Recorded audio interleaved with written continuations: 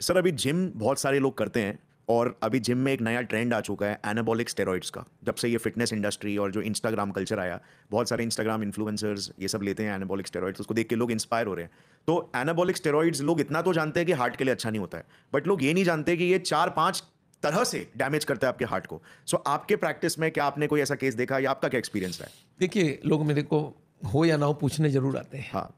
कि भई वो जो जिम में वो देते हैं, पाउडर देते हैं, वे प्रोटीन देते हैं, उसमें कुछ स्टेरॉइड मिला होता है, एनाबॉलिक वाली स्टेरॉइड 2 होता है, एक एनाबॉलिक स्टेरॉइड होता है, वो उतना नुकसान नहीं करता जो ओरिजिनल स्टेरॉइड है। हाँ, वो जो कॉर्टिकोस्टेरॉइड। दवाई कॉर्टिकोस्टेरॉइड, पर ये अल्टीमेटली बॉडी के अंदर अननेचुरल इलेक्ट्रोलाइट्स बनाते हैं, अननेचुरल एनवायरनमेंट बनाते हैं, तो वो भी मैं चाहता हूँ इसको ना लिया जाए। इनफैक्ट अगर ये इसको डोप बोलते हैं हमारे स्पोर्ट्स में, हाँ। अगर आप एनाबॉलिक स्टेरॉइड लेते हो, ब्लड चेक करेंगे और आपको रिजेक्ट कर देंगे। एनाबॉलिक स्टेरॉइड एक आर्टिफिशियल चीज़ है जो आपके मसल्स की साइज़ को बढ़ा देगा, हाँ। तो वो खतरनाक है, हमको लेना नहीं चाहिए।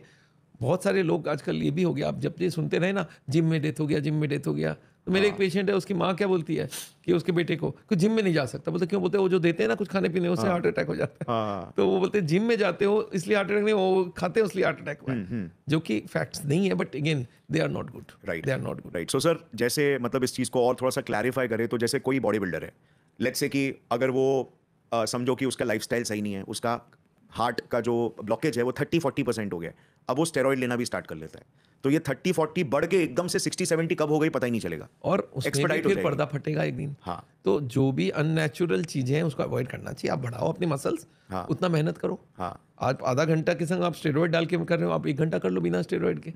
तो आपको मसल बढ़ाना बढ़ाओ, आपकी बॉडी की शेप लेना लो, बट अननेसेसरी आर्टिफिशियल फूड लेने की जरूरत नहीं। मैं तो लोगों को बोलता हूँ जो प्रोटीन शेक है वो बेस्ट है। अगर आप जिम जाते हो, बेस्ट प्रोटीन शेक क्या है?